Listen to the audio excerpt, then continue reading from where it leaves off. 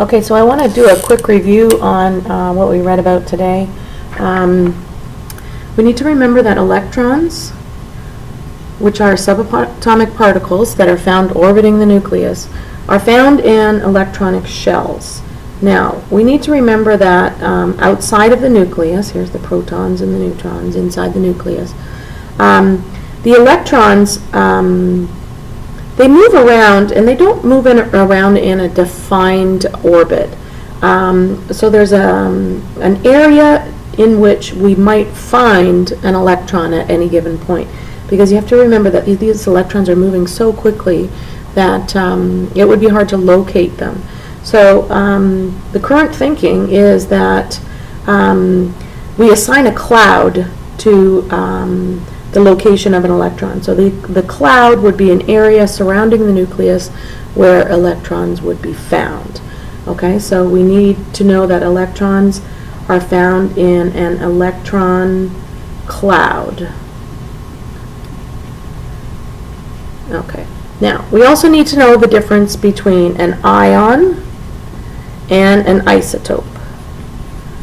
Now, an ion is an electrically charged atom. So don't forget, the whole atom has a charge. It's either positive or negative. Now, it's an ion if it either has a positive charge, which is a cation, or a negative charge, which is an anion. And it has a positive charge if there are more protons than electrons. And it has a negative charge if there are more electrons. Now, how do we get positively charged or negatively charged atoms? If you guys remember, we talked about electrons in the valence shell, and if the valence shell is not full, the atom either wants to fill it or wants to empty it, whichever is more convenient.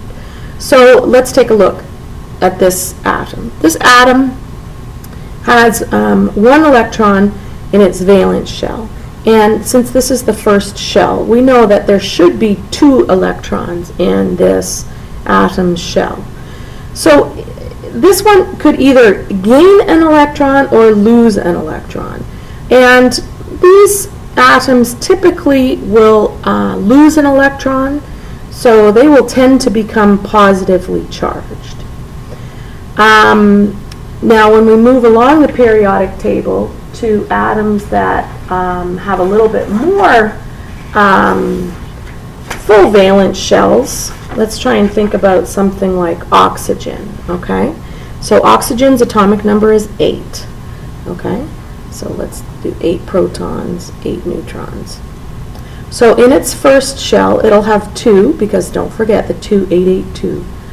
And in this next one, there will be 6, because there's 8 electrons altogether. And so we've put 2 in the first, and then now we'll put 6 in this one.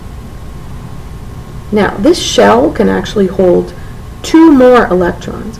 So if an atom comes along that has an extra electron, it can say, hey, do you want my electron?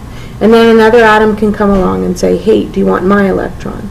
So when the electrons are given to this atom, the atom now becomes negatively charged because it's got more electrons than it does protons. So this one would actually have 2 extra electrons. So it would actually have a negative 2 charge. We don't need to worry about that, but what you need to understand is that this is an ion because it has a charge, and it's an anion because it has a negative charge, because it has more electrons than protons. Similarly, if you have an atom that gives away electrons, it will become positively charged because the number of protons will be higher. So let's take a look at something like, let's say beryllium. Okay, it is atomic number 4, so there's 4 protons. And that means there's 4 electrons in the neutral atom. So the first shell will have 2 electrons, and the next shell will have 2 electrons. And he really doesn't like to have 2 electrons in that shell that can take 8 electrons. So what he'll generally tend to do is go and give those electrons to another atom that would like to have 2 electrons. So he's going to get rid of those 2 electrons.